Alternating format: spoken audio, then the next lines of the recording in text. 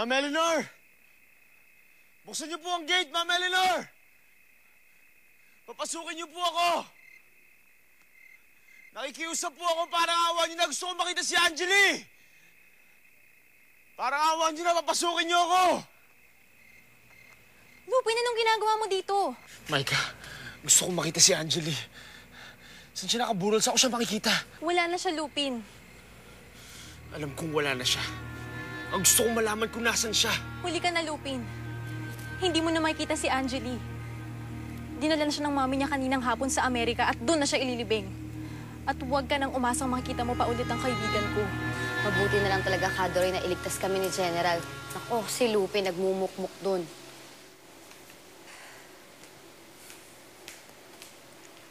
Kadoray, may naghahanap po sa inyo. Sino daw?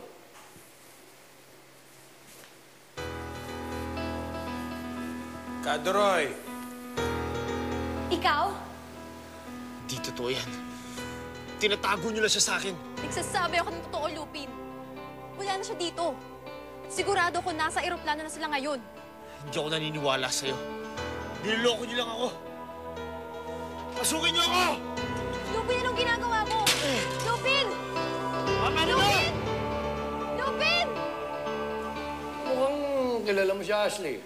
Pulis ho yan, kasama yung inspektor. Bridget! Huwag mong gagalawin yan. Isa ka pa. Hindi ba kilala to? Ashley! Bridget! Kaibigan to. Perez, kumusta na? Mabuti, Kadoray. Kamusta? Mabuti. Okay na, Clear na ang kaso ni Lupin. Hindi na sila paghahanapin ng pulis, pati si Ashley. Hindi na rin pabubuksan ni Inspektor ang kaso dahil lalo lang siyang mapapahiya. Nakita mo na, ha, Ashley? Iligtas ka pa nito eh. Bridget? Kaibigan natin to, si Perez. Isa sa mga kaibigan natin. Alam mo ba, akala nila, totoong pulis ako. Pag nalaman nilang hindi ako pulis, lalo siyang magmumukhang tanga. Hindi ka ba pulis?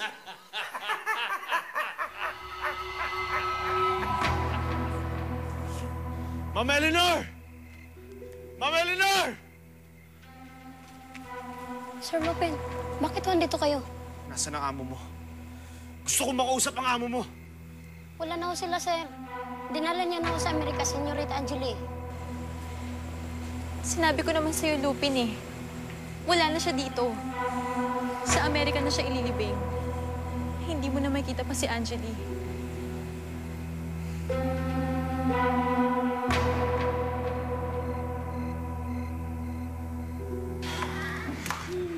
Iba talaga si Kadoray, no?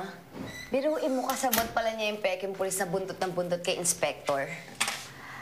Ay, nako, mag-abang nga silang dalawa ni Lupin.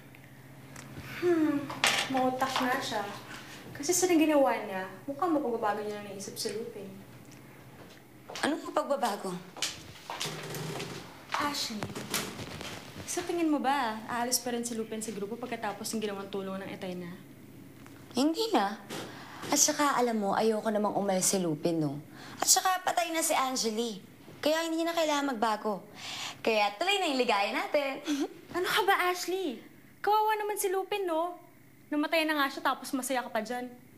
Anong klaseng kaibigan ka? Ewan ko sa'yo. Bridget, hindi ako masamang kaibigan. Alam mo yan. Hindi lang ako katulad yung dalawa ni Lupin na ginagamit ang puso. Alam mo, tama si Kadoray. Sa trabaho natin, hindi tayo pwede magmahal. Kaya kung anong nararamdaman mo kay Lupin, pigilan mo yan, ha? Hoy, anong pinagsasabi mo dyan, ha? Kaibigan lang ang tingin ko kay Lupin. Kaibigan lang. Ay, Bridget, alam mo, matagal na tayo magkakilala.